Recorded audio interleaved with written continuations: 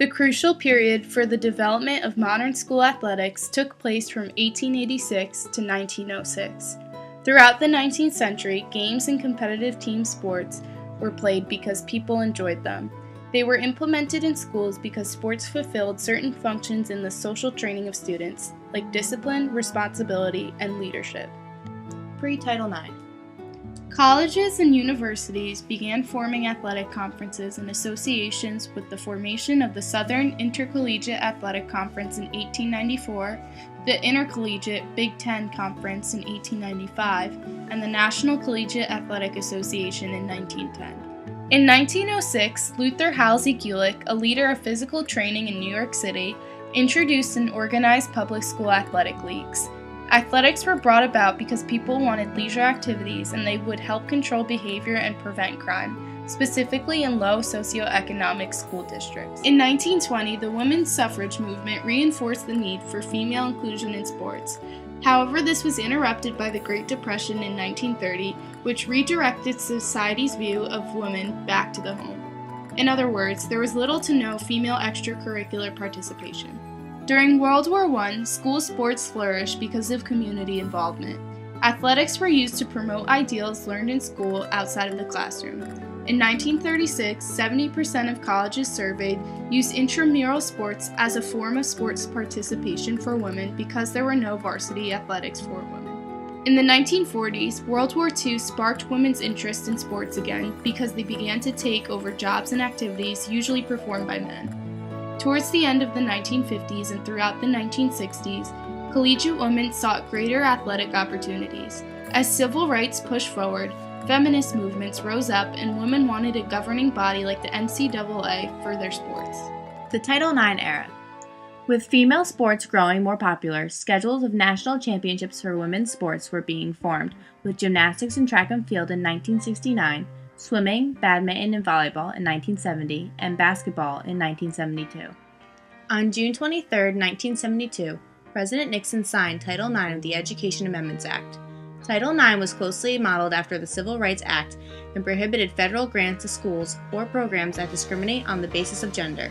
The amendment read in part, "No person in the United States shall, on the basis of sex, be excluded from participation in, be denied the benefits of, or be subjected to discrimination under any education program or activity receiving federal financial assistance." Title IX would have a large impact on women in sports, but does not mention athletics in writing. The piece of legislation went into effect on July 1, 1972.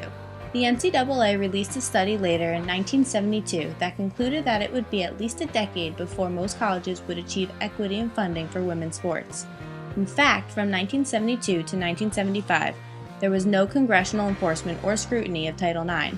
Guidelines were then published in 1975 by the Department of Health, Education, and Welfare, particularly as it applied to athletics. Any high school or college that receives federal funds is given 3 years to comply with Title IX. In 1979, any recipient of federal funds must demonstrate compliance with Title IX by meeting one of the following 3 prongs from the 3-prong test. Provide athletic participation opportunities that are substantially proportionate to student enrollment, demonstrate a continual expansion of athletic opportunities for the underrepresented sex, or accommodate the interests and ability of the underrepresented sex. It wasn't until 1981 that women's sports were incorporated into the NCAA constitution and structure. During the 1981-1982 academic year, the NCAA crowned Division I national champions for the first time in women's cross-country, field hockey, volleyball, swimming, basketball, golf, gymnastics, tennis, outdoor track, and softball. However, the most significant setback for Title IX occurred in 1984. The Supreme Court rules in Grove City College that the law applies only to the programs within an institution that receives direct federal funding, thereby excluding most athletic programs from the Title IX jurisdiction. Therefore, participation in women's sports was significantly low from 1984 until 1988. At this time, Congress overrode a veto by President Reagan and passed the Civil Rights Restoration Act, which overturned the Supreme Court ruling of Grove City College and stated that any institution receiving federal funds must comply with Title IX in all of its programs and activities. Post-Title IX. In 1992, the first gender equity study by the NCAA finds that while women make up 55% of college undergraduate students, men constitute 71% of student athletes, receive 72% of scholarship funds, 80% of operating budgets, and 84% of recruitment money. Therefore, the NCAA forms the Gender Equity Task Force. 2 years later, on October 20, 1994, Congress passed the Equity and Athletics Disclosure Act, which requires federally funded co-ed institutions to submit annual reports about their athletic programs to monitor Title IX. In more recent years, lawsuits are still being filed for Title IX violations.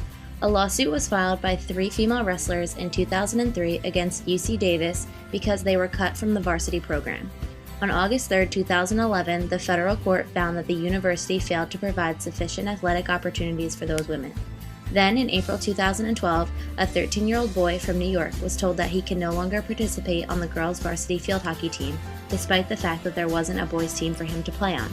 His family appealed the ruling, and he is now allowed to play on the girls' field hockey team. Just this year, in 2013, the United States Department of Education for Civil Rights issued guidance to schools to clarify their obligation to provide equal opportunities in athletics as a part of the broader effort to avoid discrimination against disabled students. This will do the same for disabled students as Title IX did for female students.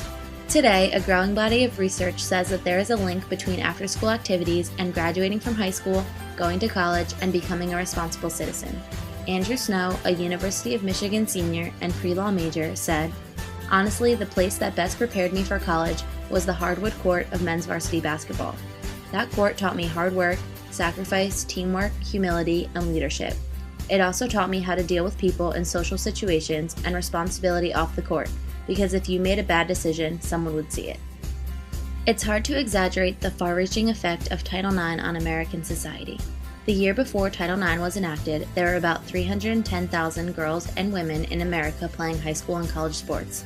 Today, there are more than 3,373,000.